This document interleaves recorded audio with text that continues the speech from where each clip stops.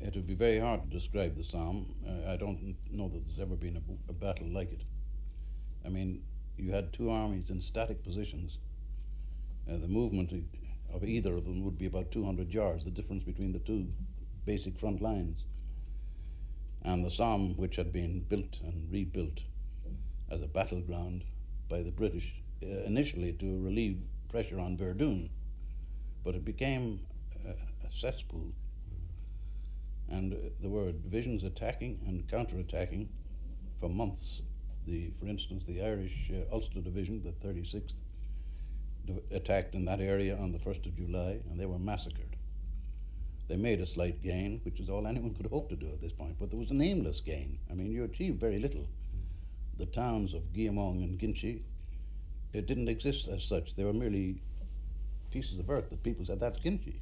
Well, what about your own action, which won you the MC? And I presume that your losses were great in that action, in your own battalion. Yes, they were very, very big. When I joined the battalion, the 9th Dublin Fusiliers, there were 28 officers, I believe, and about 900 men. I wasn't long with them, because we were in action in a matter of days. But at the time of joining, I was a temporary second lieutenant, and I was probably the most junior officer in the battalion. Amongst the battalion, Tom Cathal was also in another company, B Company. But we didn't. It was a christening of war, if you wish.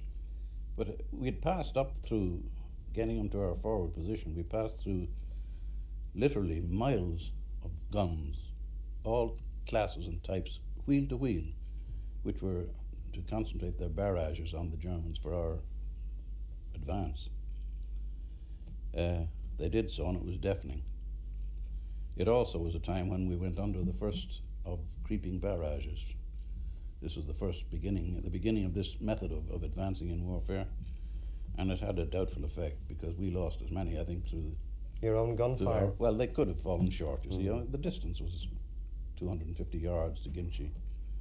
We lost a lot of men. We gained our objective. And when we had gained the objective, I found that there was only one other officer of my unit that I could collect. Out of the 28 that had gone? Out of the entire battalion. So we got together and tried to concentrate the men that had strayed around the place. The place was in a state of chaos. And we got together around about 120 men. And I placed them in, I happened to be the senior officer of the two of us. I placed them in different positions around our area and reported back by runner that we'd got the objective that we were set. And we got a message back to stand fast. So while we were there, it was nightfall. Do you wish me to describe all this? Well, what I would like to know is really how many men were left at the end of this actually, 1 or 2 day I'd rather action? abbreviate this because it's lengthy. Yes. When we finished, when we were relieved by a battalion of the Welsh Guards. And that was about 24 hours after our attack. I marched out with the only officer, with 98 men.